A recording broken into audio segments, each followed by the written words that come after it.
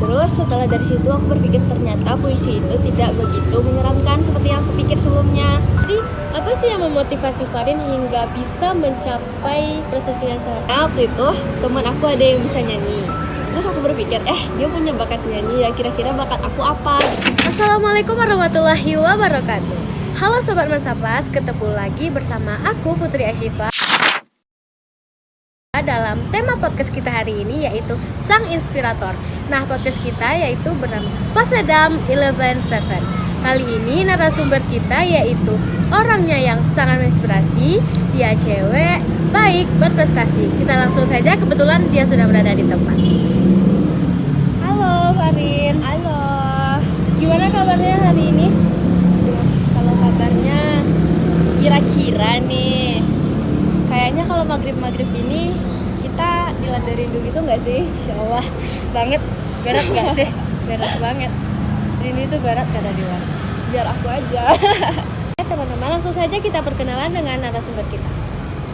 Oke, halo semua. Perkenalkan, nama aku Farin Syifa. Teman-teman semua boleh panggil aku Farin. Kalau mau manggil Syifa juga boleh. Kayaknya kalau perkenalannya saat ini aku belajar di, kalau anak muda kayaknya taunya aku masih di era UTAS. Aku masih kelas 10 di SLTA di Kabupaten Pesawat. Nah, gimana kalau langsung saja kita dengar pengalaman cerita narasumber kita yang sangat menginspirasi, khususnya pelajarku. Oke, kayaknya kalau untuk cerita, kan seperti yang kakak tahu ya, aku kan memulai perjalanan hidup aku. Kan aku memulai semua perjalanan pengalaman aku ini dari puisi ya. Aku mulai berpuisi itu kan dari kelas 3 SD. Di sana awalnya awalnya aku cuma iseng buat ikut lomba tingkat provinsi di salah satu universitas di Kota Bukit Tinggi. Terus setelah dari situ aku berpikir ternyata puisi itu tidak begitu menyeramkan seperti yang aku pikir sebelumnya. Nah, karena udah terlanjur jatuh cinta terhadap puisi, akhirnya aku melanjutkan untuk ikut di ajang-ajang puisi atau ajang-ajang pidato di beberapa tahun kemudian.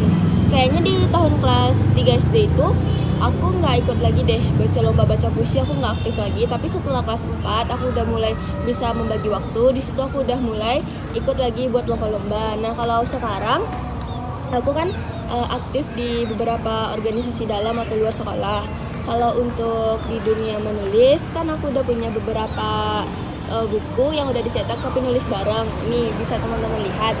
Kalau untuk novel solo aku, kakak bisa promosi juga sih.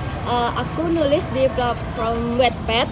Akunnya tuh Autorevia. Di situ aku nulis ada 2 cerita, namanya tuh ada Dia Gilang sama Dia Agatha. Ya, pastinya sih kalau kakak akan baca di situ ceritanya nggak ada yang namanya happy ending. Itu bener-bener cerita yang buat cewek-cewek broken lah gitu. Broken banget. Tapi kayaknya nih dari kelas 10 ini untuk berkarya di dalam dunia puisi atau seni, aku emang udah agak kurang daripada zaman SMP aku, karena aku berpikir kayaknya ini waktu-waktu aku untuk mengejar universitas impian aku. Di sini tuh waktunya untuk aku mencintai diri aku sendiri, punya waktu buat me time. Kalau dulu tuh aku pergi subuh, pulangnya maghrib. Aku bahkan bisa dibilang aku jarang ketemu orang tua aku, jarang ketemu saudaraku. Bahkan buat ngumpul-ngumpul sama teman, kayaknya aku nggak punya waktu dulu. Kalau sekarang alhamdulillah aku udah bisa quality time, udah bisa main-main. Dan kayaknya aku udah menikmati deh hidup aku sekarang. Nah, jadi apa sih yang memotivasi Farin hingga bisa mencapai prestasi yang sangat ini? Kalau yang memotivasi aku, pertama kali itu aku ngelihatnya waktu itu teman aku ada yang bisa nyanyi. Terus aku berpikir, dia punya bakat nyanyi ya, kira-kira bakat aku apa gitu. Aku udah coba lukis waktu itu, cuma aku tuh ngelukisnya mut-mutan, jadi kadang bagus, kadang enggak. Akhirnya aku menemukan puisi kan. Nah, kebetulan juga di puisi ini aku benar-benar menemukan dunia aku, nemuin rasa bahagia aku. Yang di situ aku berpikir, oh ternyata puisi adalah jalan hidup aku yang akhirnya bisa membawa aku sampai ke titik ini. Oke, baik. Jadi kan tadi Farin tuh sangat sibuk kan di bidang prestasi baik itu akademik. Nah, jadi non akademik juga ada nih. Kalau di akademik kan kayak olimpiade geografi gitu-gitu kan yang di dunia IPS. Kalau di non akademiknya kan puisi, MSQ, pidato, MC, pernah ikut monolog, cerita juga sih, terus nulis. Tapi kalau yang aktif banget itu emang di puisi aja sih kak. Oke, baik, Masya Allah banget ya, begitu banyak karya dan juga prestasi yang pastinya membanggakan kedua orang tuanya. Nah, kalau untuk itu, apa aja tantangan yang kamu hadapi?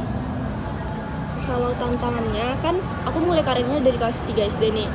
Di situ tuh aku kadang aku yang dari juara 1, 2, 3 di kelas tiba-tiba jadi nggak dapat ranking lagi, itu udah tantangan pertama buat aku. Terus kalau tantangan lainnya sering diomongin gini nih sama teman-teman, buat apa sih puisi-puisi mulu, emang kamu dapat uang dari situ? Awalnya sih aku mikir iya ya, terus akhir-akhirnya aku berpikir semua hobi dan semua perjalanan hidup kita ternyata nggak semuanya harus dibeli dengan uang gitu loh.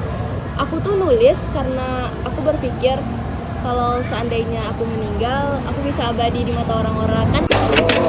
Oke, nah jadi udah sepanjang ini perjalanannya sebagai pelajar aktif juga. Nah, siapa aja sih orang yang menemani kamu berproses sampai saat ini?